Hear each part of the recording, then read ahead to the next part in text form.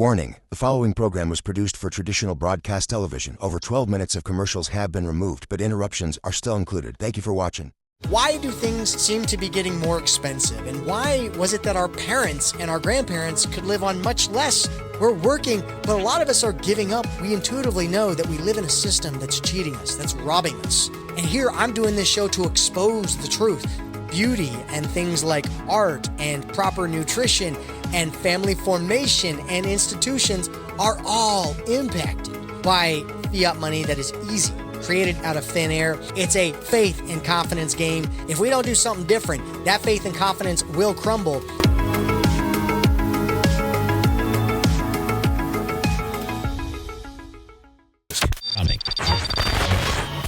Government officials insist we will continue to keep you informed as this story unfolds. Welcome to the Money Block with Matthew J. Moore, the Bitcoin-focused program that's waking the masses to the fiat money Ponzi scheme.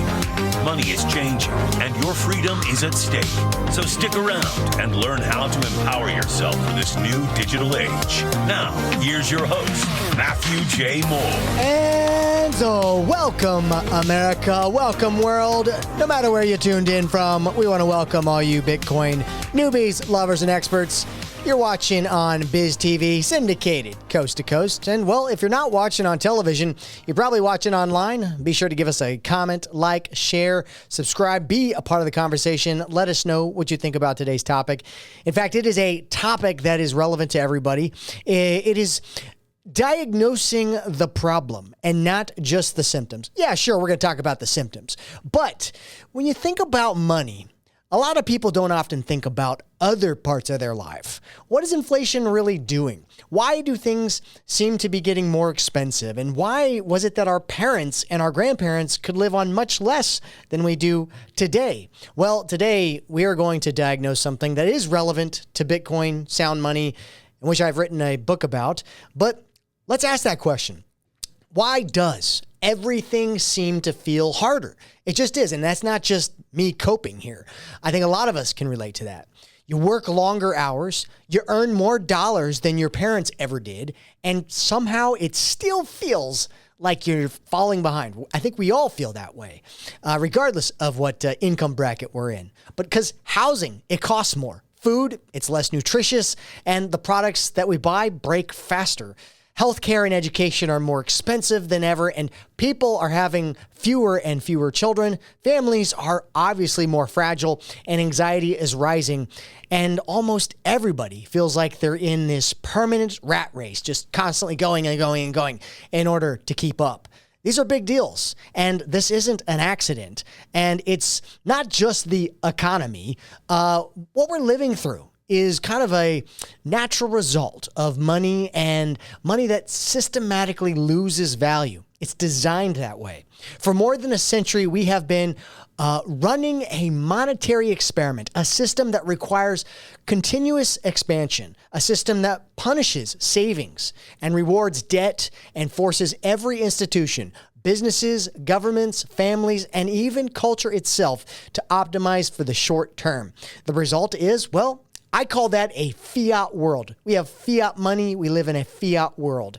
Money declared by the government.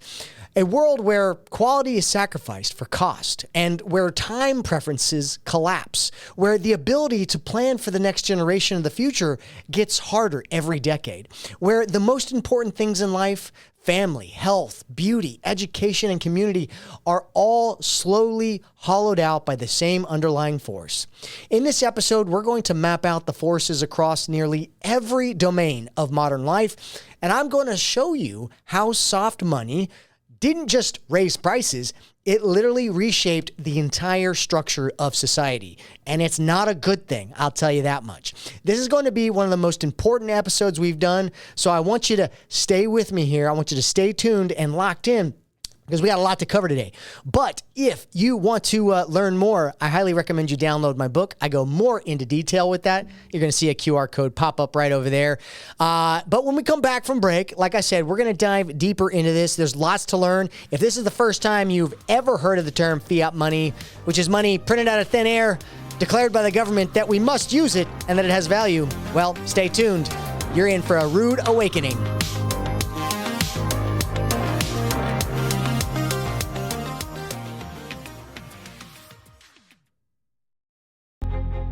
What does it mean to be physically, spiritually, and financially free? The right to life, liberty, property, and the pursuit of happiness, these were the ideas that made America. But what happens to these ideas when America's money becomes compromised? What do you do when the very thing that you're working for day after day is fundamentally designed to enslave you? Whether it was a conspiracy or not, you won't believe what is about to happen in this country. Arm yourself today with the truth and build your life on the foundations for liberty. Rediscover freedom in the 21st century and grab a copy of my Amazon best-selling book, Foundations for Liberty. For just $11.99, you can support this radio show by finding a copy on Amazon or by going to mattjmoore.com. Again, that's mattjmoore.com. Don't wait, because freedom is never more than one generation away from extinction. And welcome back, ladies and gentlemen. You are tuned in to The Money Block. We are America's Bitcoin-focused TV and radio show, syndicated coast to coast on Biz TV. And if you're not watching on television, you're probably watching online. So go ahead and give us a comment, like, subscribe, be a part of the conversation. Let us know what you think about today's topic. In fact, today's episode is quite interesting because as much as we've talked about these things throughout other episodes, I have yet to really make the case a general diagnosis to many of you about why life is so hard right now, why it gets harder and harder decade after decade. And no, it's not just about a bunch of lazy young people. That obviously can be a part of it depending on how a generation is raised, but there are things that drive culture, that drive societies, and money is one of them. And when we have fiat money that is eroding away, destroying culture, changing our time preferences, well, there are byproducts. And I think if this is the first time that you've really unpacked fiat money, which is money backed by nothing and is literally decreed by the government to have value, well, you're in for a rude awakening. In fact, if you want to go deeper into this topic throughout this entire episode, you're going to see a QR code pop up right over there. Be sure to get out your phone, scan that QR code. It is a free gift. My way of saying thank you for tuning in and learning with us today. It is like I said, a copy of my Amazon best-selling book, Foundations for Liberty. And on the second half of that book, I go and I do a deep dive into money, fiat money, and why sound money is so important, which is Bitcoin. Bitcoin's part of that equation. Gold and silver is part of that equation. But we'll go more into the details as this episode goes on. So I want to go ahead and continue this segment and just kind of bring up a little bit about what we were talking about in the first segment, because in the opening, I said that we're living in a fiat world. I feel like that should be a song. I don't know, maybe I'll come up with one. But to understand how we got here, we have to go back to the beginning of the modern monetary system. What did America used to use? What does the Constitution say? Well, in 1913, the United States created the Federal Reserve, the central bank, and the stated purpose was to provide a more elastic currency to prevent the banking panics that had periodically shaken the country. We've seen that throughout history. But what it also did was place the control of the money supply in the hands of a central authority for the first time in a very sustained way. Before that, the United States had operated for long stretches of its time under various forms of a gold standard. Prices rose during wars and then often fell afterwards. And over the decades, the long-term price level was far more stable than what we experience and witness today. So for the first time, for several decades after the Federal Reserve's creation, the dollar still retained a meaningful link to gold. There was some kind of a link there, but under the Bretton Woods system established after World War II, foreign governments could still redeem dollars for gold at a fixed price of $35 per ounce, right? That link acted as real constraint on how much new money could be created and injected into the system, into the economy. And if too many dollars were issued, well, gold would begin to flow out of the United States. Policymakers could not expand the money supply without limits, right? The final constraint was then removed on August 15, 1971. What the heck happened in 1971? Well, on that day, President Richard Nixon announced that the United States would no longer convert dollars into gold for foreign governments. These governments could no longer claim gold on the dollars that they had. This event is known as the Nixon shock. In a single decision, the last formal tether between the dollar and gold, scarce commodity, was literally cut away.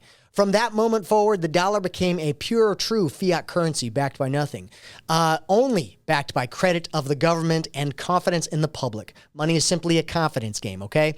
What followed was predictable. Without the discipline of gold, the money supply could expand more freely, and, well, expand it sure did, right? This is not a conspiracy theory. It is a structural feature of the system that we now operate under. So in a debt-based fiat system, which is what we have today, almost all new money is created as debt. And when commercial banks make a loan, new deposits are created in the system. Presto, like magic, right? When the federal government runs a deficit and the central bank helps to finance that deficit through asset purchases or other means, new money enters circulation. The existing stock of money already carries interest obligations attached to it. And so to service the old debt, to cover the interest, and to keep the broader system from contracting and failing, more new money has to be created. It has to continually be created out of thin air, right? This is why the money supply has a built-in bias towards permanent expansion. It has to. It has no other option. It is required for the system to continue functioning in its current form. Right? A system that runs on debt must also keep growing the money supply, or there's a risk of cascading defaults and contraction. So you can see this long-term results clearly in the data, right? Since the creation of the Federal Reserve in 1913, the US dollar has lost approximately 96 to 97% of its purchasing power. What $1 could buy in 1913 requires more than $30 today, and that is not a minor adjustment. It is a near total transformation of the measuring stick of value. The most dramatic and recent example came under COVID. During that period, between the early 2020 and mid-2022, the M2 money supply of the United States expanded roughly 40%. 40%! Right? In a little over 2 years, an enormous quantity of new money was created. And it's been the largest in all peacetime. So, we've got some modern American history going on here. But this new money did not remain neutral. It spilled into asset prices, good prices, housing costs, and eventually consumer prices. Wages rose in nominal terms, but they did not fully keep pace with the cost of living for most households. The result was a sharp, tangible decline in the real purchasing power that millions of people felt in their weekly budgets. This is the machine, okay? This machine is going to continue to run, and this fiat money, we're going to continue to debase the purchasing power. That's why things get more expensive.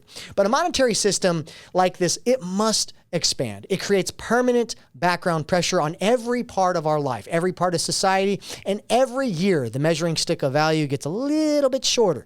The prices of things ordinary people need, like housing, education, healthcare, good food, tend to rise over time. So assets that can absorb the new money, such as real estate and financial securities, are bid higher.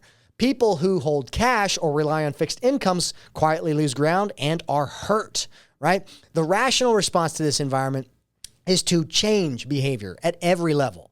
And if your money is losing value, you have less incentive to save in cash, right? You have more incentive to borrow and spend, and you have more incentive to invest sooner rather than later.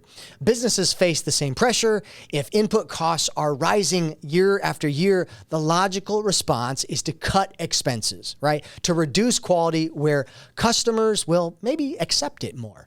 They're going to move production to lower cost countries and raise prices. Governments face a parallel incentive where they have large deficits. It becomes more politically easier when the real burden of debt can be reduced through inflation over time. This is how high time preference becomes the dominant cultural and economic mode which we live in currently. When the future value of money is uncertain and declining, people and institutions naturally shorten their planning horizons, and long-term investments in quality, in craftsmanship, in multiple generational projects, and in family formation, they become much harder to justify on purely economic grounds. Short-term survival, cost control, and immediate returns become the priority, right?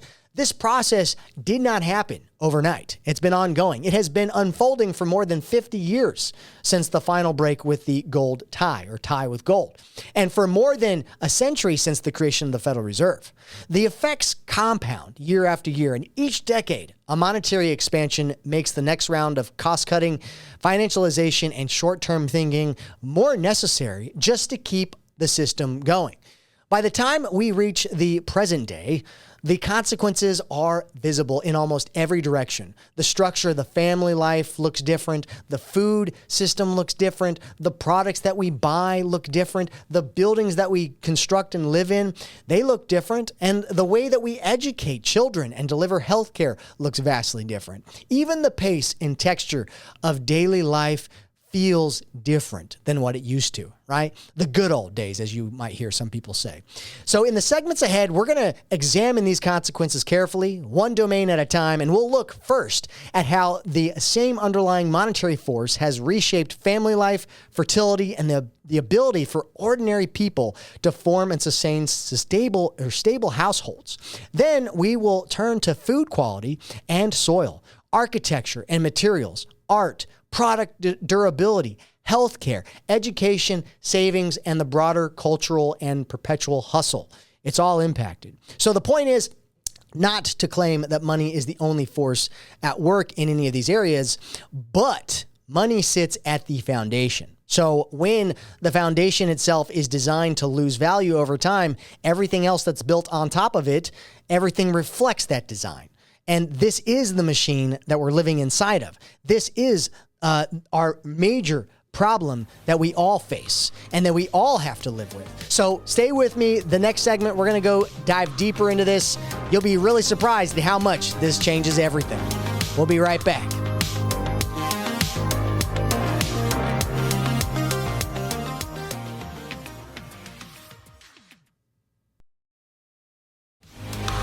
And welcome back, ladies and gentlemen. We are back in action with The Money Block, America's Bitcoin-focused TV and radio show. I want to welcome all you Bitcoin newbies, lovers, and experts. Today, we are talking about sound money versus fiat money.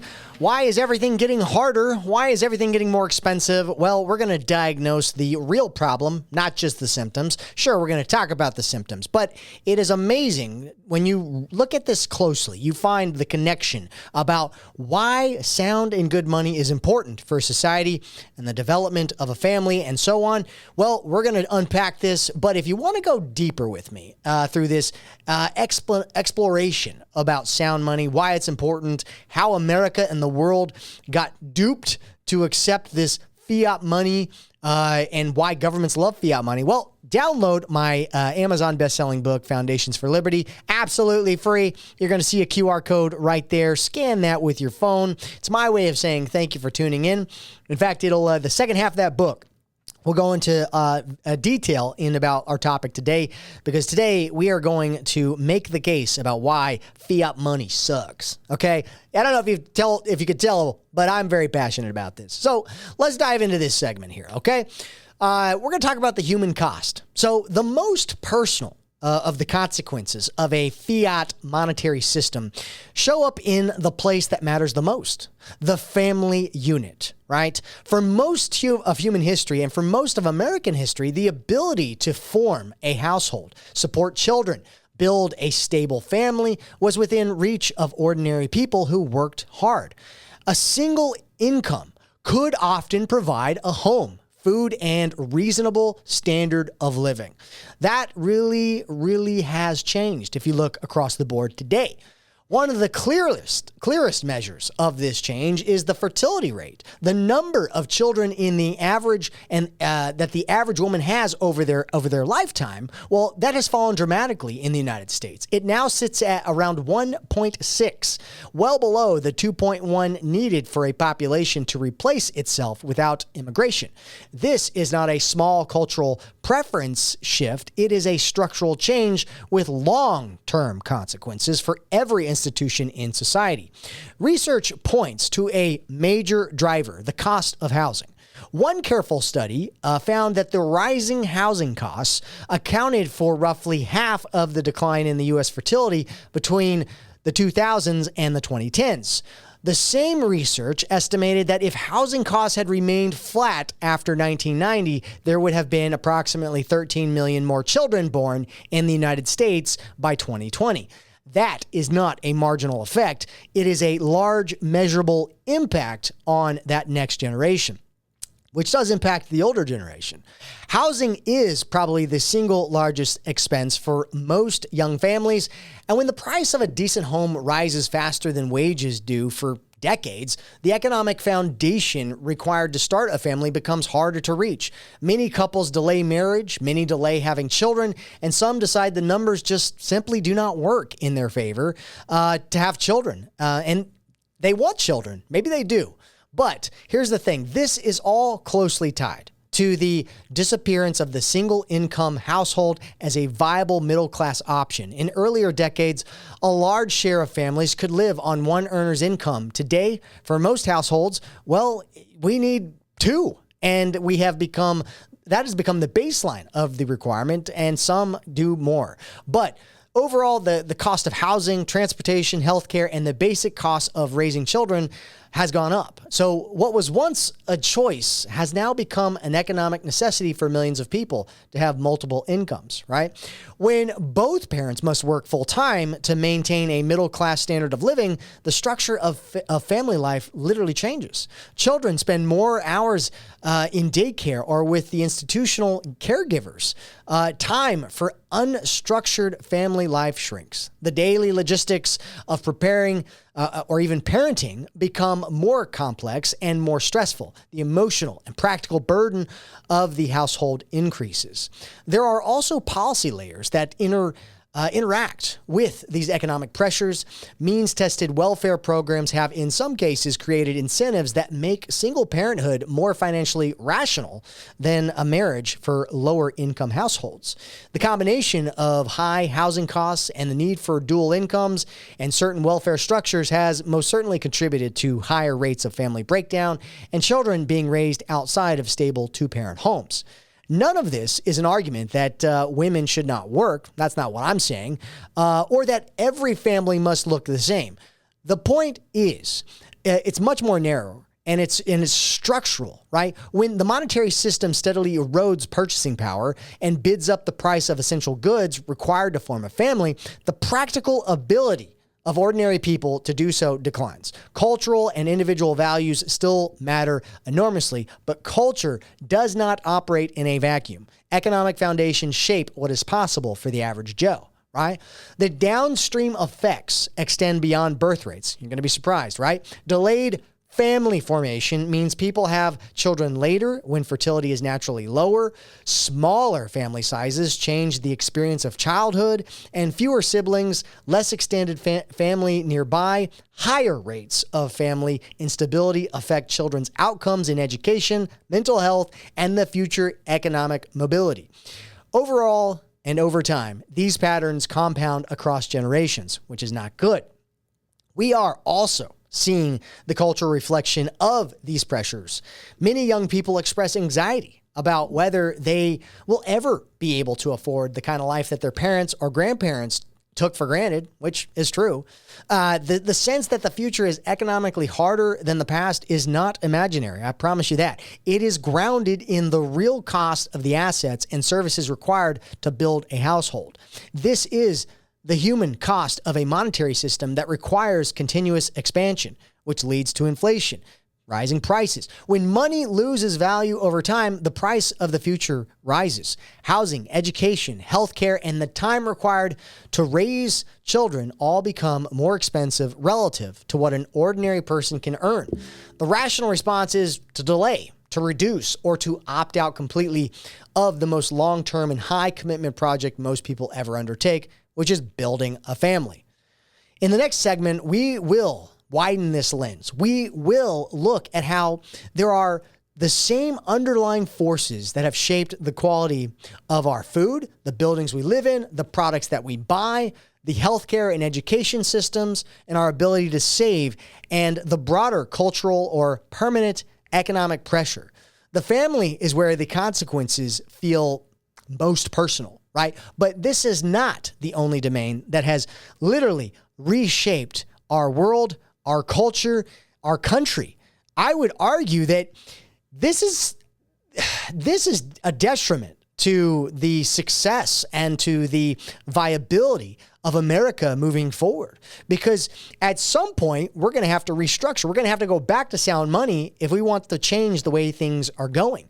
Right now, the road that we're on is not good. And like I said at the beginning of this segment, if you want to learn more about why sound money is so important, which is related to Bitcoin, related to gold and silver, related to commodity forms of money, go download my book, Foundations for Liberty. You'll see a QR code right there. It's absolutely free. My gift to you. In that second half of that book, I explain why this is so important to have sound money and why fiat money is horrible for society and things are becoming harder. It's not your imagination. It's not just about working harder. We all are working harder. We're running faster and faster and faster on that hamster wheel, and we ain't going nowhere. So stay put. I got more with this breakdown. We'll be right back.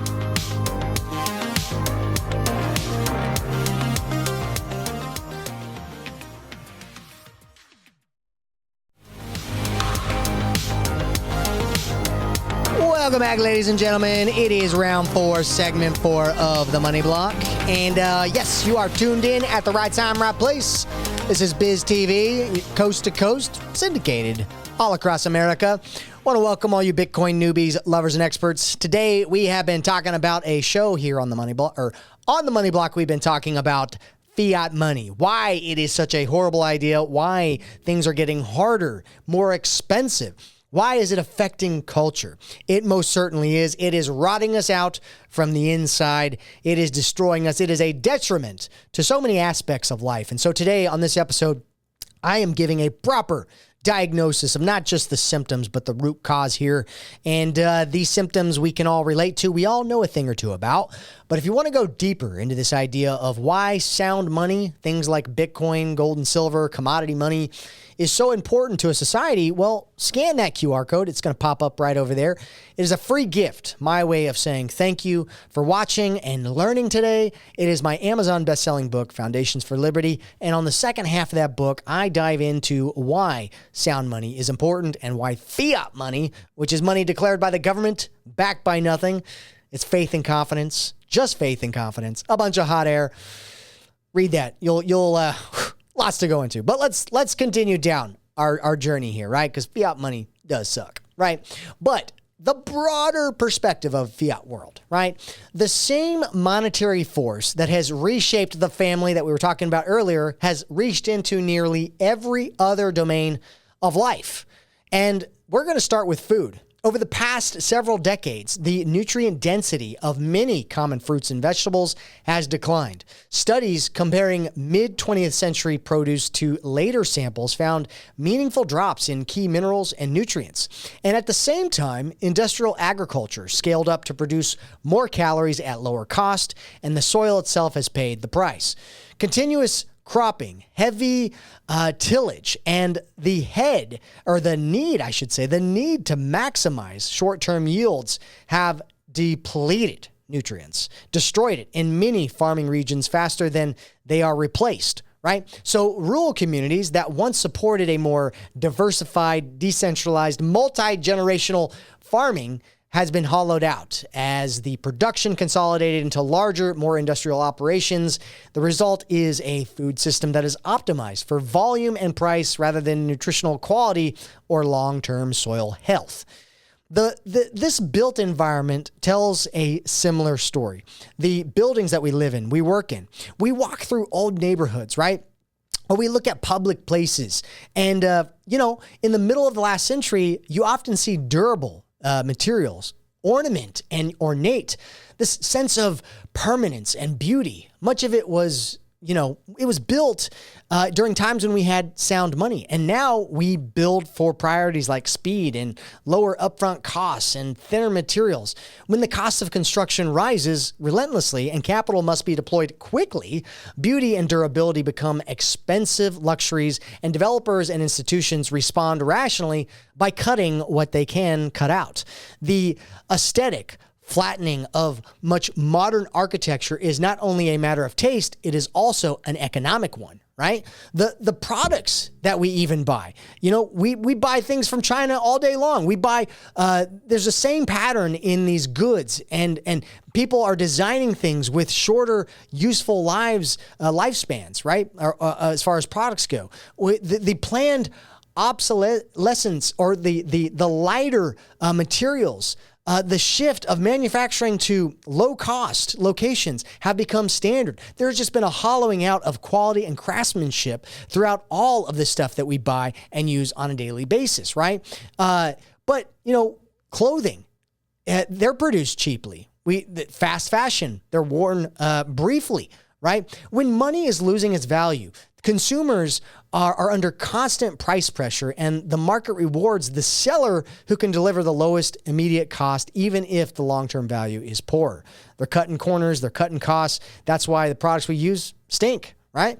Healthcare has been transformed by the same dynamics. The United States spends far more on medical care than other developed nations, yet outcomes in many categories remain mediocre, right? At best. The administrative complexity has exploded, and the system is thick with intermediaries, billing codes, and compliance requirements. Easy money and third-party payment structures have allowed costs to rise without the normal discipline that prices impose on other markets.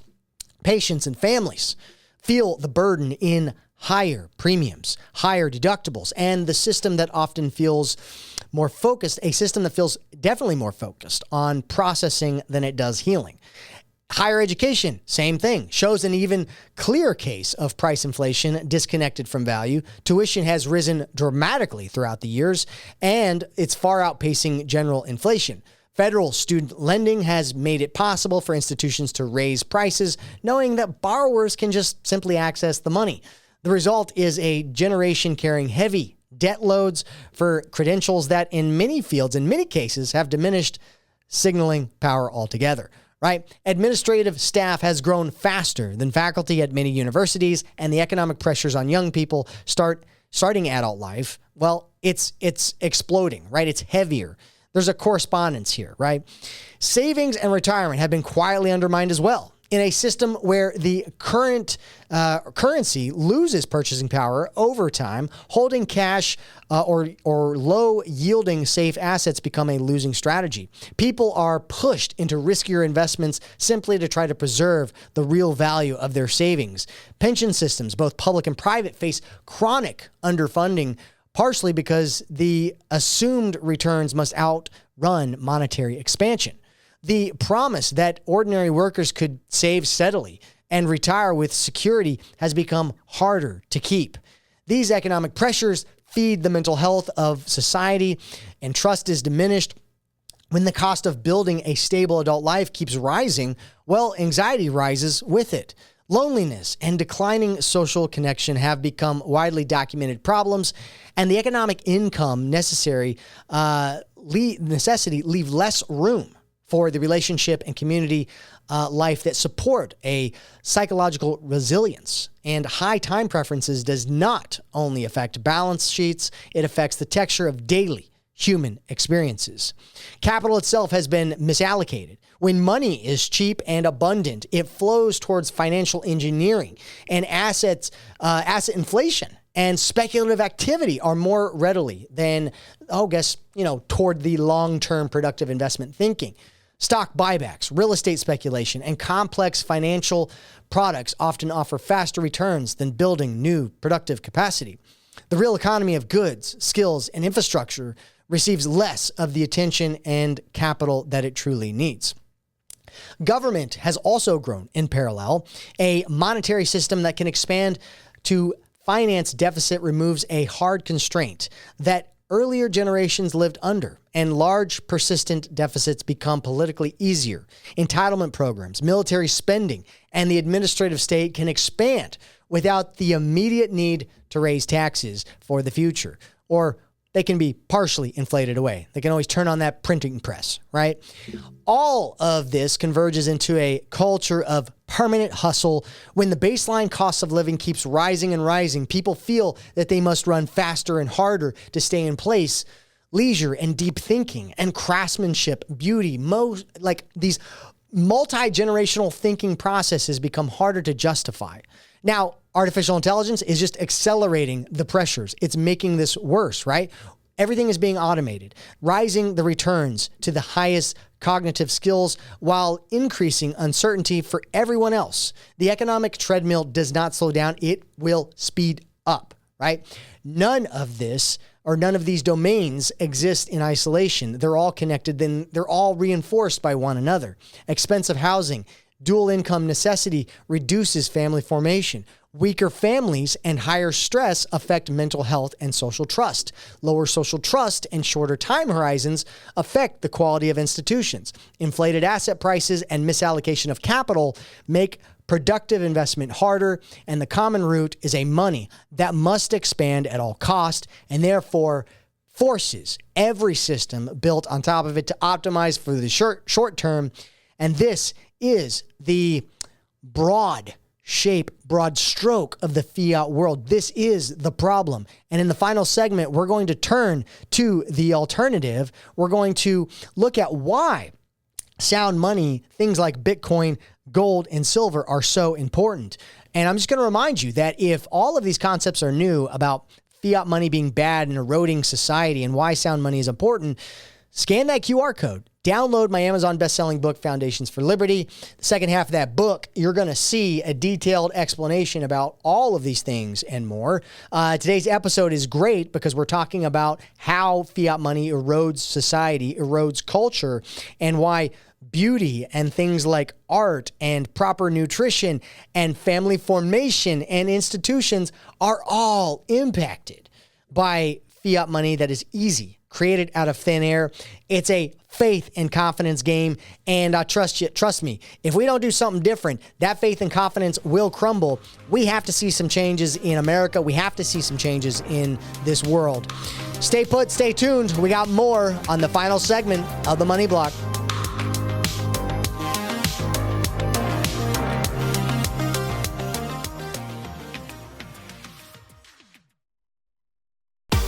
AI is here, money is changing, but freedom has never been more important. I'm Matthew J. Moore, the Money Block host on Biz TV, Amazon bestseller, and Bitcoin policy advisor. Book my up to 60-minute talk, Redefining Wealth and Freedom God's Way.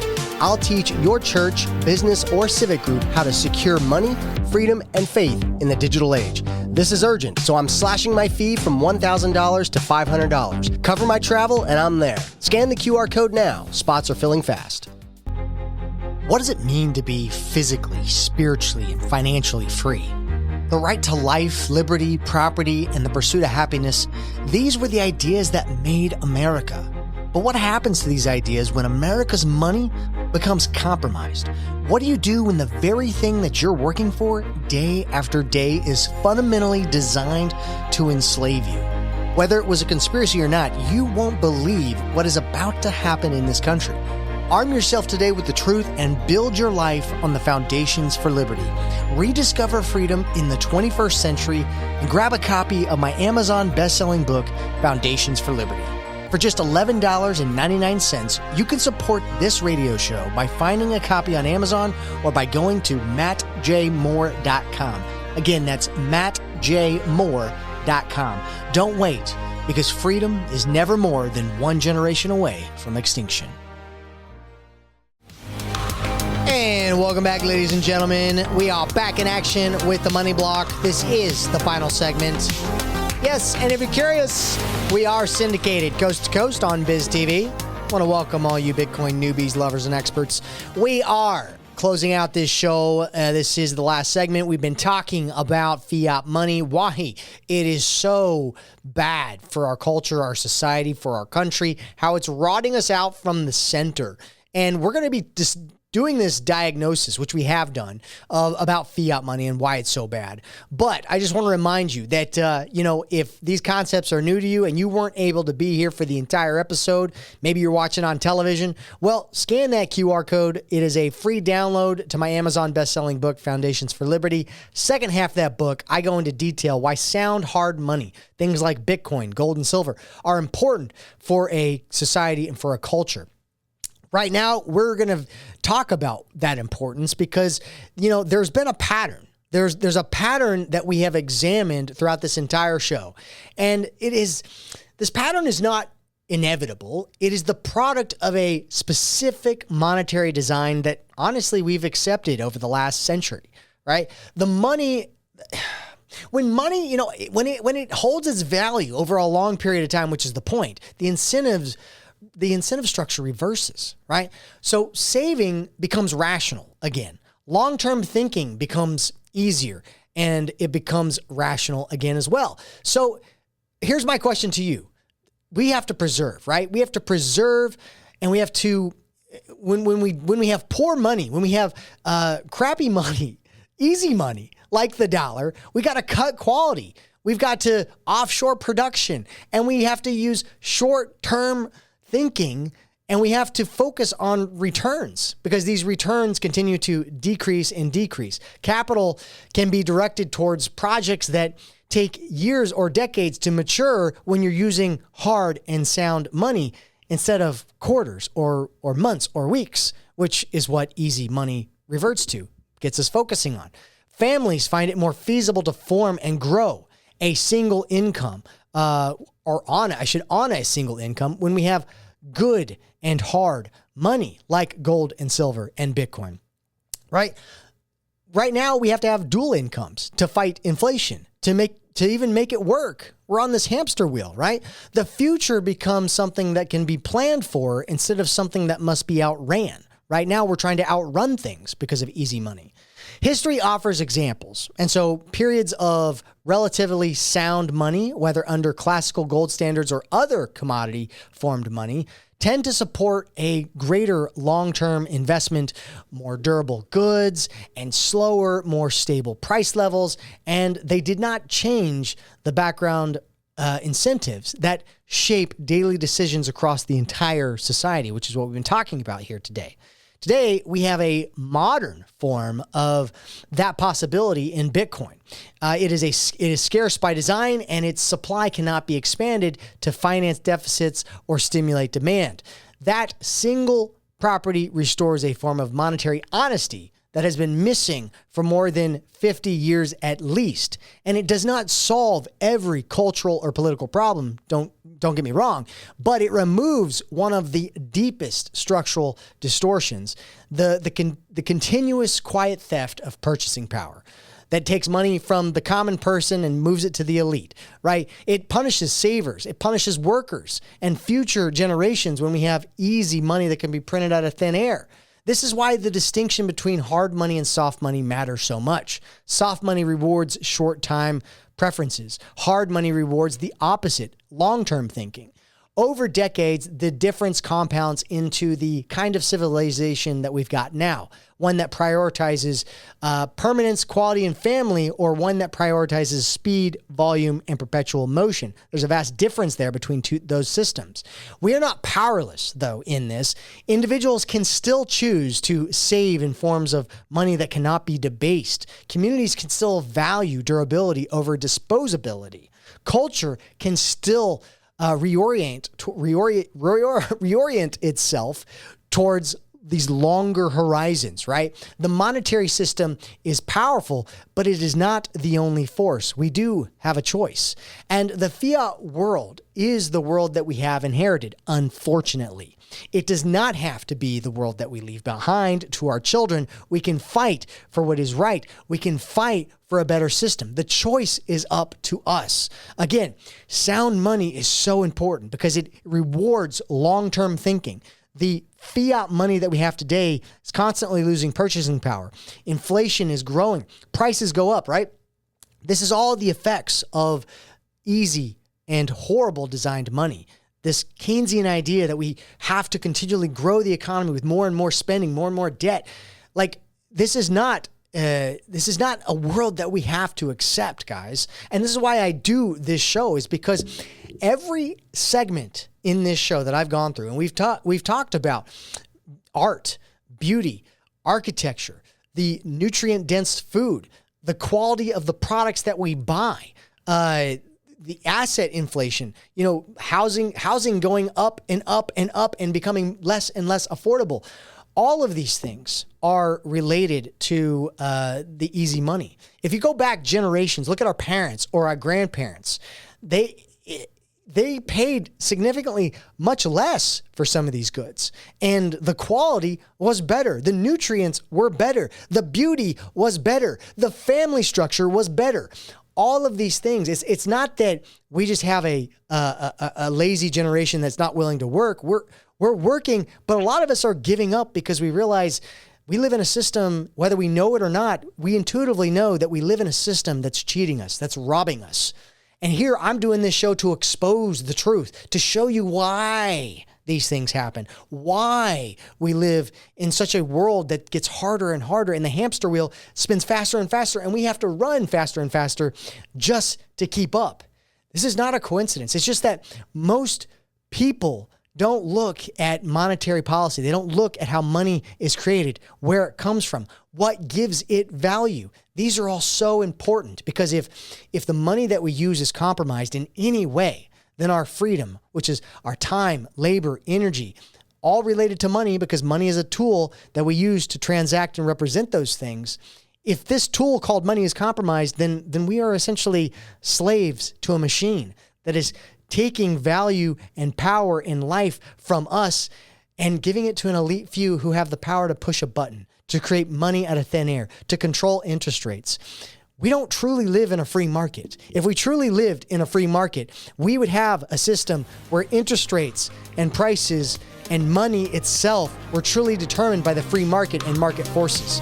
All right, guys, that's all the time we have for today. I want to thank you for tuning in. We'll see you same time, same place. This is The Money Block.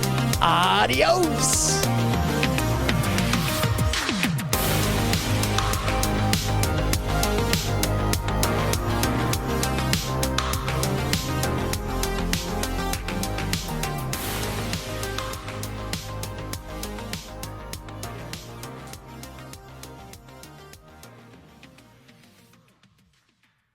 The opinions and suggestions expressed on this program are solely those of the participants and are not necessarily endorsed by program sponsors or any station, media company, or platform broadcasting this program. This program is a product of Moore Media, LLC. The information in this broadcast is not intended as investment, tax, or financial advice. Matthew Moore is not a licensed investment advisor and speaks solely from his experience and opinions. All information in this broadcast is for entertainment or educational purposes only. Matthew Moore, Moore Media, LLC, and the company or platform broadcasting this program is not responsible for the success or failure of any person's investment decisions or purchases. Matthew Moore, Moore Media, LLC, and the company or platform broadcasting this program makes no and expressly disclaims all representations, warranties, and guarantees with respect to this broadcast and its sponsors. Investing in any market is inherently risky and can be financially dangerous. Invest at your own risk.